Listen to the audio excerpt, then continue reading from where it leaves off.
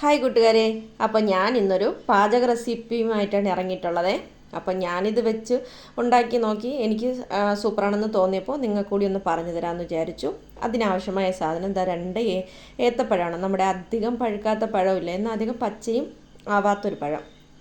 അതിനെ ഒരു 4-5 കഷ്ണങ്ങളായി ചതുരത്തിൽ മുറിച്ചെടുത്തതിന് ശേഷം നമുക്കിതാ ഒരു പാത്രം അടുപ്പിൽ വെച്ച് അതിലേക്ക് ഒരു സ്പൂൺ നെയ്യ്, പിന്നെ ഇത് വറുക്കാൻ ആവശ്യമായ, ഒരുപാട് വെളിച്ചെണ്ണയൊന്നും വേണ്ട, നമുക്ക് ആവശ്യമായ വെണ്ണ.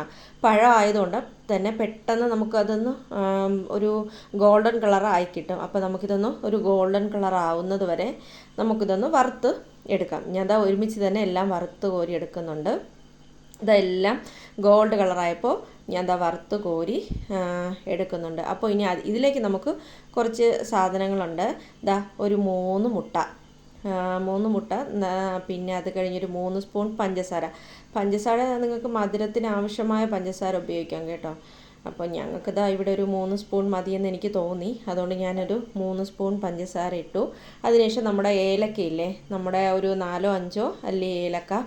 അപ്പോൾ ഏലക്ക ഇടുമ്പോൾ നല്ല ഒരു പ്രത്യേക വാസനയായിരിക്കും. എന്നിട്ട് ഇതൊക്കെ കൂടി നമുക്കൊന്ന് മൂന്നും കൂടി ഒന്ന് മിക്സ് ചെയ്തതിന് ശേഷം പിന്നെ നമുക്കിതിലോട്ടൊരു കുറച്ച് പച്ചപ്പാൽ, കുറച്ചെന്ന് പറയുമ്പോൾ ഒരു അരക്കപ്പോളം പച്ചപ്പാൽ നമുക്ക് വീത്തിയതിന് ശേഷം നമുക്ക് ഇതും കൂടി ഒന്ന് മിക്സ് ചെയ്തെടുക്കാം.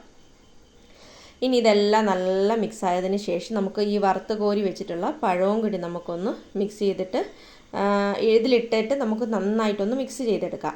അപ്പോൾ ദാ ഞാൻ വറുത്ത് കോരിയ പഴമൊക്കെ ഇതിലോട്ട് ഇട്ടിട്ടുണ്ട്. അപ്പോൾ ഇതൊന്ന് നമുക്ക് നന്നായിട്ടൊന്ന് മിക്സ് ചെയ്തെടുക്കാം.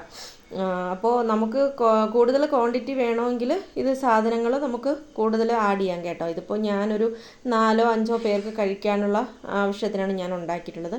പിന്നെ ഇത് കഴിഞ്ഞ് നമുക്ക് അടുപ്പൊന്ന് കത്തിച്ച് നമുക്ക് നമ്മുടെ ദോശക്കല്ലില്ലേ, നല്ല കട്ടിയുള്ളൊരു ദോശക്കല്ല്, ആ ദോശക്കല്ല് വെച്ചതിന് ശേഷം ആ ദോശക്കല്ല് നന്നായിട്ട് ചൂടായതിന് ശേഷം അതിൻ്റെ തീ ഒന്ന് കുറച്ച് വെച്ചതിന് ശേഷം നമുക്ക് അടിക്കട്ടിയുള്ളൊരു വീണ്ടും ഒരു പാത്രം വെച്ചു.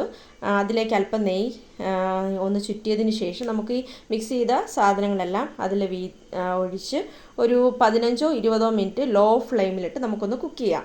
ഇതാ കുക്ക് ചെയ്തതിന് ശേഷം എനിക്ക് കിട്ടിയതാണ് കേട്ടോ. നല്ല ടേസ്റ്റായിരുന്നു, സൂപ്പർ ടേസ്റ്റ്. പിന്നെ ഇതിൽ നമുക്ക് വേണമെങ്കിൽ വറുത്ത കപ്പലിൻ്റെയോ അണ്ടിപ്പരിപ്പോ ഒക്കെ ചേർത്ത് കൊടുക്കാം. അപ്പോൾ ഇത്രയുള്ള കൂട്ടുകാരോ, ഒറ്റ ബൈ ബൈ, സി യു.